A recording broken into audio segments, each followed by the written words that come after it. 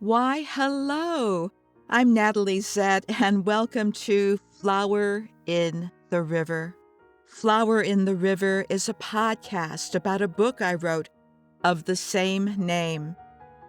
And that book is about the Eastland disaster that took place in 1915 in Chicago, and how that long-ago tragedy affected my family for generations. I'll talk about writing and family history and what to do when the supernatural comes into your life when you're innocently doing a family history research project. Come on and let's have some fun with this. Hey, this is Natalie, and before we officially open episode 30 of Flower in the River podcast, I have to give you a little bit of intro to this one. As I began doing this podcast, my greatest wish has always been, if only I could interview someone who survived the Eastland disaster. I would, but short of doing a seance, that seemed impossible. That is, until now. This podcast is an interview with Barb Decker Wachholz, and anyone who is acquainted with the Eastland disaster knows the Wachholz name because Barb Decker Wachholz, her sister Susan Decker, her mother Jean Decker, and Barb's husband, Ted Wachholz, founded the Eastland Disaster Historical Society in 1998, and they've been at it ever since. But what Barb has for us today is as close as any of us are going to get to a first-hand account of what happened on the day of the Eastland disaster. The story of her grandmother, Borghild Onstead, a.k.a. Bobbie, a.k.a. Grandma Bobbie, who survived the Eastland disaster and who lived to tell the story and who told the story. You'll hear about this remarkable woman and how I think Bobbie is the one who is responsible for this, keeping the memory of the Eastland disaster alive, because as you know, the Eastland disaster is still, after all this time, not well known. But thanks in no small part to Bobbie's storytelling abilities, she helped resurrect the Eastland disaster from the Chicago River. That said, before I open this particular episode, on the day that the Eastland capsized in the Chicago River on July 24th, 1915, 844 people died. And most of them died within a matter of minutes, if not, under an hour, because they suffocated. They were crushed. They drowned. It was a horrible, horrific experience. And many of the photos that you've seen, they show some of that, but not all of that. However, thanks to Barb and thanks to her grandmother's storytelling, you'll feel like you were there, and she is going to share some details of what happened during the Eastland disaster. I want to tell you that so you take care of yourself during this telling. And if that seems like it might be too much, then just catch me on another episode, but take care of yourself. Okay, here we go. Hey, this is Natalie Zett, and today I'm making good on the special treat that I promised to you last week. Back around 1998 and 99, there was this palpable buzz in the air. As the internet was finding its footing, I was handed a genealogical treasure from my mother's sister. Within its pages, I unearthed my family's deep connection to something called the Eastland disaster, a chapter I hadn't known before. And I came to know that there was nothing incidental about this. Coinciding with this personal revelation, another family with deep connections to the Eastland disaster was on their own journey. The Decker Wachholz family wasn't just tracing their own ties to that fateful event, but they were also in the thick of establishing the Eastland Disaster Historical Society. The Eastland disaster painted contrasting stories for both of our families. While my great-aunt tragically lost her life, Barb Decker Wachholz's grandmother lived to narrate her tale to future generations. And now I have to say I'm beyond thrilled to introduce Barb, who will share not only her family's poignant chapter in the Eastland story, but also the journey of the Society's formation. Barb, welcome to the Flower in the River podcast. And I have to say, Barb, I think I'd like to just start off with the story of your grandmother, Borghild Onstead, a.k.a. Bobbie Onstead, who miraculously survived the Eastland disaster. Introducing Barb Decker Wachholz. Oh, thank you, Natalie. It's a pleasure to be on this podcast with you. Thank you so much for inviting me. Well, I guess if I just think way back to when I was a young girl, my grandma, who was just such a wonderful, spirited woman, from what I'm told, from the time she was a young girl up until the time she passed when she was 90, she was just such a lovely, vivacious, fun-loving woman. And so when my sister and I were young, and she was already widowed at that time, my grandfather had passed away in 1965.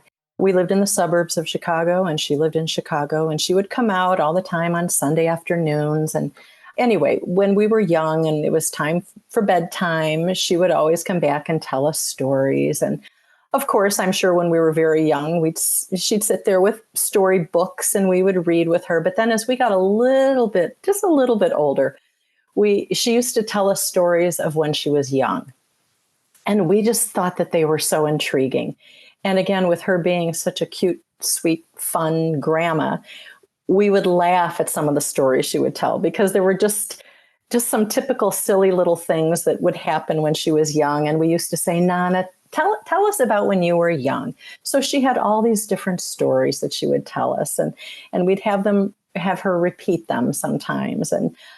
And anyway, with these little stories she would tell us, she also then told us about this big ship that she had been on when she was 13 years old.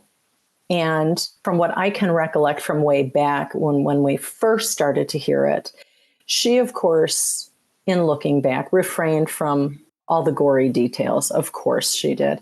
But she talked about the big ship that she had been on in the Chicago River with her mother, great grandma, and her little sister Solveig, and their Uncle Olav, who was the Western Electric employee. They went along as his guests. Anyway, we can get into more details later, I guess, about what exactly happened. But I remember her just saying to us that they were trapped between decks. The water never went over their heads, but they were trapped between decks, and how she had to tread water and how she would hold on to things, whatever it was that they could find to hold on to while there was so much chaos going on. But she, at our young ages, always stressed how important it was that we learn how to swim. She said, you girls absolutely have to know how to swim. And we did. We took swim lessons when we were young. And we also spent the summers up in Lake Geneva, Wisconsin.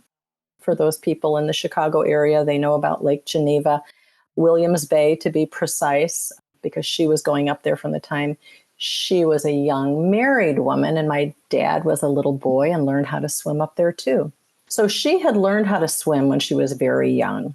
They had very dear family friends of theirs who had a little summer cabin. And to this day, we honestly cannot remember if it was in Wisconsin or if it was in Michigan, but it really doesn't matter. But anyway, it was my grandma's mother's dear friend and family who had this summer cabin. And she learned how to swim up there, learned how to dive, and the whole treading of the water, everything that she needed to know to swim as a young girl is what helped save her life in the Eastland. And the son of the very dear family friend was a few years older than my grandma. His name was Ernie Carlson. And she always credited him with teaching her how to swim. And she always said, because of Ernie, that's why I survived in that ship. Anyway, so we were very young again when we would hear this story of the big ship. And then as we got older, as adult women. And through the years, she used to be interviewed now and then once a year, sometimes WGN Radio, which was a big radio station in Chicago.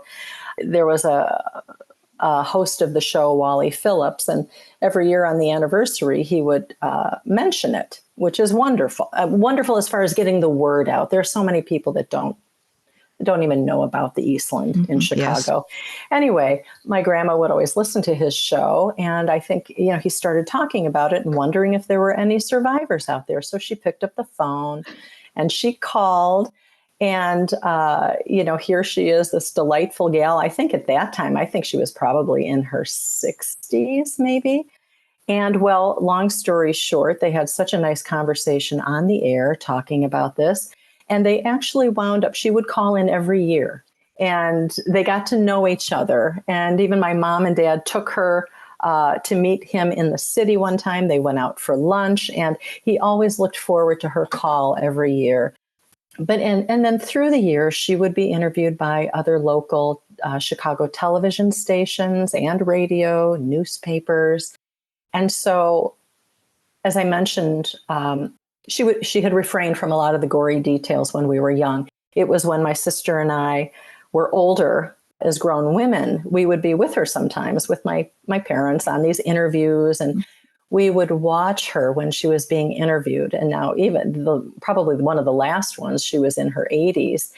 And I remember she said to the gal interviewing her, she said, and she closed her eyes just for a second. She said, I can put myself back there, as if it were today.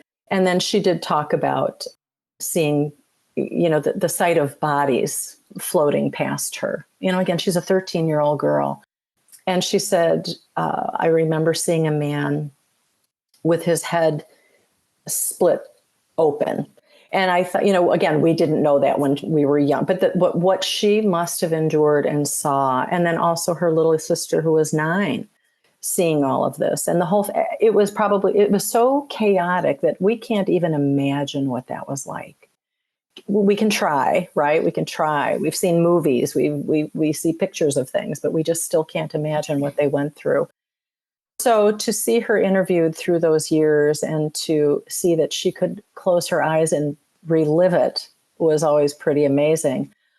And I don't want to jump ahead with some of your questions, but what's interesting is that the type of person she was and the outlook that she had on life and this disaster that she survived did not it did not ruin her life. It did not stop her from loving the water. She loved to swim. She taught my father, that was her son, my father, how to swim. In turn, then we learned how to swim. I can remember up in Lake Geneva or Williams Bay, when I was really young, holding onto her neck so tight, and she'd be bobbing with me in the water. I remember that. And I remember her chuckling, saying, I've got you. It's okay. I've got you. But through the years, as she got older, you never would have known that she had experienced such trauma. And she could talk about it through the years. There are a lot of people who never talked about it again from that time forward. Her sister Solveig, my sweet grand aunt, Auntie Solveig, was 5 years younger. And a different personality. We're born with our personalities. And my grandma, again, I think from day one was just bubbly and outgoing, had a zest for life. And Auntie Solveig was the sweetest, adorable, sweet, kind, very timid woman. She never talked about it. So her side of the family, her 2 sons, who were my dad's first cousins, and then my second cousins, their kids, they said they learned more from Auntie Bobbie, who was my grandma, Borghild, that Bobbie was her nickname. They learned more about it because Solveig never talked about it. Yeah. So now I want to interrupt you just to put context to this wonderful story. I would say, Auntie Barb, just tell me some more stories. This is so good. I think you inherited the storytelling DNA from Bobbie. Tell me now, they're immigrants from Norway, and given those names, I think people might have picked up on that. Now, Bobbie was born in Norway. When did they immigrate? And did she speak Norwegian, or did you grow up with the Norwegian customs or anything like Oh, that? that's a great question. Well, they came over from Norway when she was 3. They came over when she was just 3. So I remember her saying she really didn't have any real standout memories from Norway, of course. But yes, I'm sure they were speaking Norwegian when she and my grand aunt were growing up. But she spoke perfect English. I do remember through the years when we'd all be together, once in a while there would be just some little words she would say, little terms, so I remember hearing those, and my dad would even say those little, even whether it was just saying thank you or this is very good or whatever. But I don't even know if she would have remembered how to speak fluent Norwegian. But yeah, so they came over when she was just 3. Okay, and then cool. Auntie Solveig was born here in Chicago. They were always in Chicago. When I looked at the map, I was looking at your census, of course, just digging, I like to dig up the dead. They were living about 5 miles from where my family lived, which is, they were a little farther north. Mine were in what was Little Village now, West 23rd Street. So, yeah. That's amazing. And I do have their address tucked away. I like to have some of these old addresses tucked away. And it was the Logan Square area where she was. Yes. So I do remember her talking about that. What did the family do? How did they, your uncle Olav was working for Western Electric, but what about her parents? I know that her dad died when she was pretty young, right? I think about 10. I think she was like 1911, 10. I think he died. Yes, I look at my family tree here. I have your whole life here on my... That's right. And she was 10. I do. So what did they do for a living? Why did they come over? Do you know that backstory as to how they got here? Well, I wish now too, even in my older years, when I was even in my 20s and early 30s before she passed away, that I would have asked more detailed questions. Okay. Sorry. I remember, I know that when they came over on the ship and came into New York Harbor, they settled in Chicago, and my great-grandfather, Achim, wound up being and I don't remember if he was a custom tailor in Norway. I wish I knew that, but he did wind up working for Hart, Schaffner, and Marks here in Chicago, which is still in existence. They made custom suits. So that's really neat to think that company is still in existence. So he was a custom tailor, and my great-grandmother, Marianne, I believe was a stay-at-home mother. But then after he passed away at only the age of 33, yes, can you imagine that? No, I cannot. Then she had to go out to work, support the family. And the things that they're a little vague to me, but I do remember that I believe she was a cleaning lady, I believe, for a while. And then also, I think in the evening, sometimes I remember something about her scrubbing floors in a bank. Wow. In Chicago for extra money. Okay. And then when my grandmother was young, she did not go to high school at that time. She had to get a job and work a little bit. But I even remember when she was young and would tell us a lot of these stories, she talked about when she would babysit this little boy, Bobbie Blix. And that Blix name now is familiar. I know now, yes. Thank you for sending that information. Sure. His mother was a witness on one of those. The naturalization. The petition for naturalization. Yeah, that was so when I saw that name, I thought, oh my gosh. So I remember her talking about how she would babysit the little boy, Bobbie Blix, would walk him on the sidewalk, in the stroller, and how she would get a few pennies for babysitting. And she would put them in a jar, maybe in the kitchen. I'm not sure where, but she would put the few pennies. And I remember even when we were young, we thought, wow, that's nothing, Nana. And she said, well, that was a long time ago. So a few pennies to help. And then I just don't recall what other little jobs she might have had at that time when she left school. I do know that, and I may be jumping ahead here, I apologize, but in talking about my great-grandfather who died at such a young age, my grandma, Nana, Bobbie, had, in addition to the Eastland that came when she was just shy of her 14th birthday. So I'm still going to say she was 13. Prior to that, when she was young, she survived a few childhood illnesses that, so many children contracted. They didn't have the vaccines at that time. She did contract diphtheria. She also had scarlet fever. And I remember, well, I guess the reason her father died was that, and I don't remember which illness it was, but shortly before he had passed, she contracted one of these, whether it was scarlet fever or diphtheria. And at that time, they would quarantine you in the home. So my great grandma, her mother, was obviously in the house with Bobbie. I don't know the details about little Solveig, if she was in there too, or if she went with a neighbor, but he was not even allowed in the house. So can you imagine? He's the father. And because they had a quarantine, she said it was just, she remembers it being just a horrible feeling in addition to being sick. It was so hard because they would put something on the front door that signified that there was an outbreak of whatever disease it was. So he could not come into the house. And what he wound up doing is going down to the shop, as Bobbie called it, down to the shop. And he wound up sleeping on one of the big boards. You can imagine in a tailor shop, they've got the big board where they cut the material.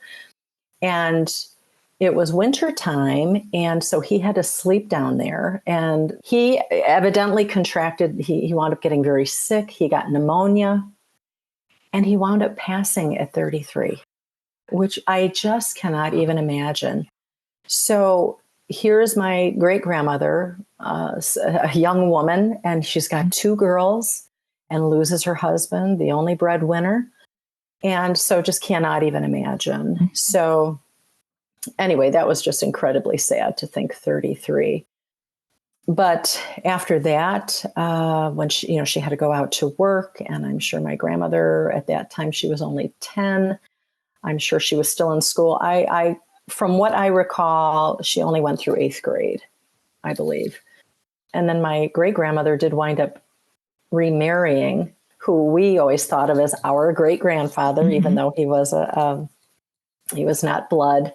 Victor Jensen. And so my grandma was 17 when that happened. And he was a wonderful, wonderful man. And he lived a long life. And I was probably 16, 17 when he passed away. So he was like our great grandpa. Wow. And who was Uncle Olav? Was that your great grandfather's brother? Is that who that was? Great grandmother's. Okay. My great grandmother, Marion's actually half brother. Half brother. Okay. Half brother, which we learned through the years. I really want to dig into my genealogy. There are a lot of things that I so want to dig into, but I always thought it was her full brother, but we learned, our daughter does a little genealogy and she's been learning a lot of this, and that's a half brother. So he worked for Western Electric. So he came over also, immigrated here as a single man in his 20s.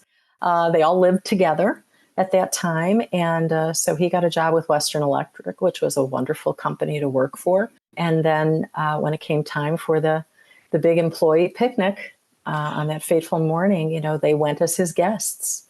He was a big, strong, handsome Norwegian man, also knew how to swim. This whole family knew how to swim, which is amazing. And amazingly, Uncle Olav was credited with saving about, I think, 27 lives. My gosh. Still trapped in that compartment. I mean, it wasn't, when I think of the compartment, and I wish my grandma was here so I could ask more detailed questions. She called it a compartment, but it wasn't like a teeny little bedroom type size. I think it was a big area, but again, between decks. So from her account, he was doing all he could do to make sure, he would make sure that our little family unit was okay. They were safe. Holding on to things, holding on to whatever, but he always made sure they were okay. But in the meantime, then, while keeping his eye on them, he was saving whoever he could. People who were going under, he would try to do whatever he could to save people. And in the end, there were many people who were awarded a coroner's star for their heroism. So he did receive one of those, and we do not have that. I wish we had that. But anyway, Uncle Olav, as far as a very, how would I say this, a traumatic type memory that my grandma had was during this saving process, if you will. He was, again, keeping an eye on our little family, making sure they were okay. And then he was pulling up a woman. And in the meantime, he looks over and he sees his sister, so that's my great grandma, being pulled under. And that's what people were doing. So many people did not know how to swim or tread water. There was so much panic. So people were pulling people under to pull themselves up. So he's trying to pull up one woman to help save her. He sees his sister being pulled under. And I remember my Bobbie, my grandma, saying it was horrible for him because he had to let go of that woman in order to save his sister. So I just can't even imagine the horror. As far as knowing what happened to that woman, I don't know. It just seemed like maybe she didn't make it. But I just remember my grandma saying how horrible that was. And I do remember my grandma saying something about her mother, great grandma, that she did have a lot of bruising on her. I don't remember any other stories of bad injuries with my family.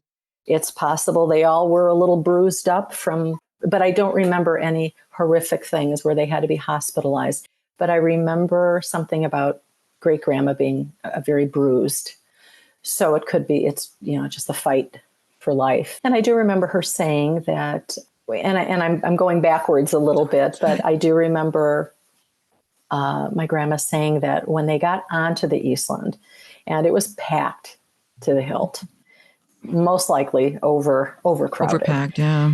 Yeah. And, so many people wanted to go up to the top deck. That was fun and exciting. And, but there was no room. So they found seating on that middle deck area in a compartment where it wasn't open on the sides. There were the portholes.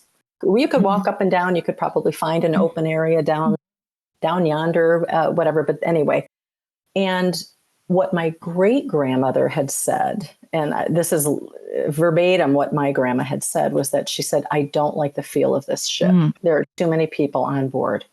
And what's interesting is that going back to Norway, where my great grandmother was raised and lived until she moved here, her father was a commercial fisherman.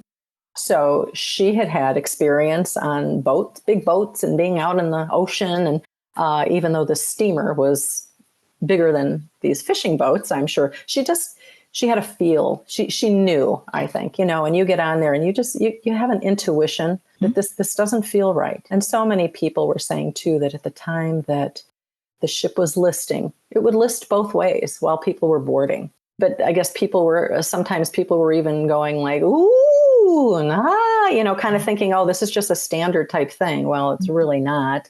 But I remember my grandma saying that once they found seating on that middle deck, they were on deck chairs, foldable wooden deck chairs. And, they all had their picnic baskets that, people brought their fresh fruit and cookies and sandwiches for the big picnic that was to be ahead in Michigan City, Indiana. And when the ship started to go, she said, our deck chairs slipped out from under us.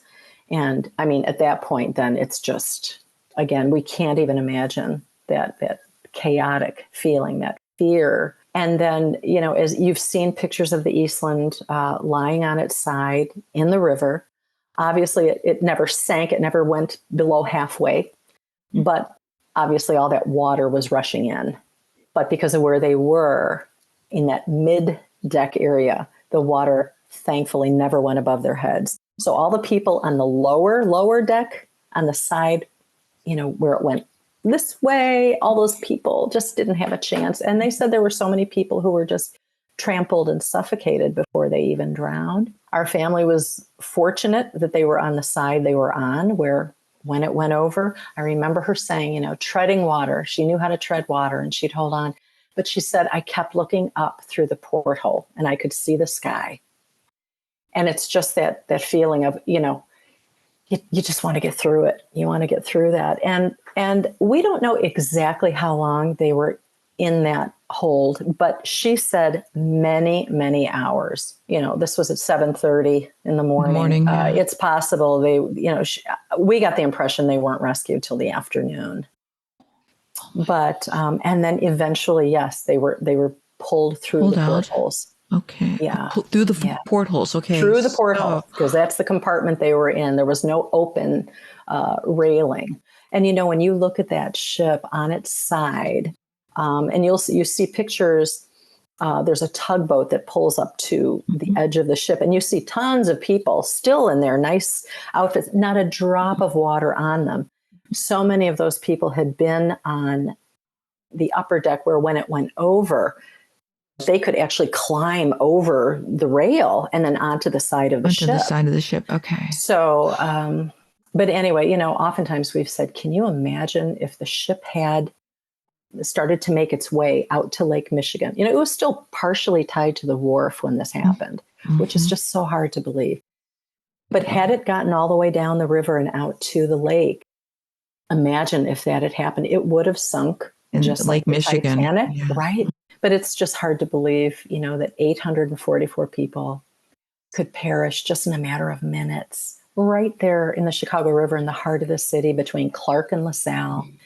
And, even nowadays when we're downtown, whether it's for the commemoration every year or when we just go down for pleasure, when we're by the site, there's so many people who walk by who have no idea. And luckily, we do have a plaque up at the corner there, up on Upper Wacker at LaSalle. And when we're walking around or we're there, sometimes you do see people stop and read it. It talks about what happened on that day. But it still amazes us that so many people don't know about it. They still don't know. And God knows everybody knows about the Chicago fire, of course. And the gangsters, the St. Valentine's Day. Yeah, that will be, I'm afraid that's going to be a question that will never be answered, but there's a big transition between having the Eastland disaster in your history and then all of you getting together and creating the Eastland Disaster Historical Society. I want to know how that came about. Hey, this is Natalie, and we are not done by any stretch of the imagination. So please make sure to tune in next week where Barb and I will continue our conversation. This time, Barb will talk about how the Eastland Disaster Historical Society came to be. Take care and have a great week, and I'll catch you soon. Hey, that's it for this episode, and thanks for coming along for the ride. Please subscribe or follow so you can keep up with all the episodes. For more information, please go to my website. That's www.flowerintheriver.com. I hope you'll consider buying my book, available now as audiobook, ebook, paperback, and hardcover, because I owe people money. And I'm just kidding about that. But the one thing I'm not kidding about is that this podcast and my book are dedicated to the memory of the 844 who died on the Eastland. Goodbye for now.